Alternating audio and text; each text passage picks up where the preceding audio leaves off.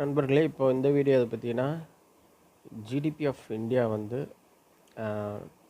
வளர்ந்துட்டுருக்கா இல்லையா அப்படிங்கிறது தான். ஜிடிபி ஆஃப் இந்தியா அப்படின்னா என்னென்னா, total value of goods and services உடைய பண மதிப்பு தான் அது.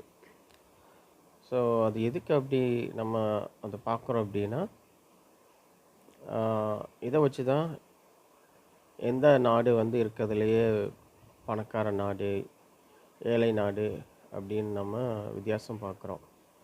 ஜிடிபி உலகத்திலே வந்து ரொம்ப அதிகம் அமெரிக்காவில். அப்புறம் அதை வந்து அந்த நாட்டுடைய பாப்புலேஷனை வச்சு டிவைட் பண்ணால் ஜிடிபி பெர் கேபிட்டா கிடைக்கும். ரஃபாக அவங்க 330 மில்லியன் பீப்புள் இருக்காங்க. சேம் தான் நம்ம கண்ட்ரிக்குமே.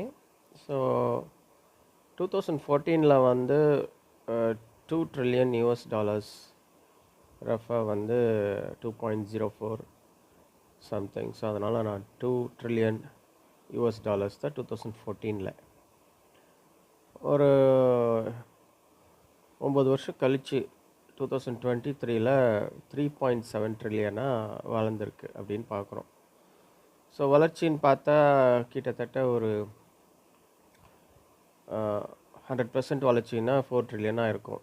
சுமார் பேச்சுக்கு 100% அப்படின்னு 2 மடங்கு ஆயிருக்குன்னு வச்சுக்கலாமே. சுமார் பேச்சுக்கு சொல்கிறேன். இது வந்து ரியல் வளர்ச்சியா அப்படின்னு பார்த்தோம் அப்படின்னா, ரியலாக சொல்லப்போனால் இது வளர்ச்சியே கிடையாது. ஆக்சுவலாக அது எப்படின்னா, டைம் வேல்யூ ஆஃப் மணி எடுக்கணும்.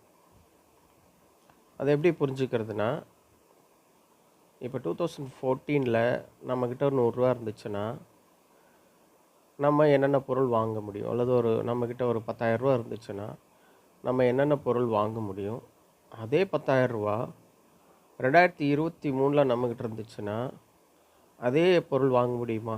நீங்கள் வேணால் ரொம்ப சிம்பிளாக எடுக்கணுன்னா ஒரு $10 அல்லது $100 அப்படி எடுத்துக்கோங்க.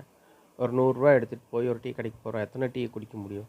2014 என்ன நிலமை, இன்றைக்கி என்ன நிலமை, அப்படி யோசித்து பார்த்தா தான் புரியும். ஒரு $100 நம்ம பெட்ரோல் போட்டோன்னா 2014 எத்தனை லிட்டர் போட்டோம், இன்றைக்கி எவ்வளோ போடுறோம், இப்படி தான் புரிஞ்சுக்க முடியும்.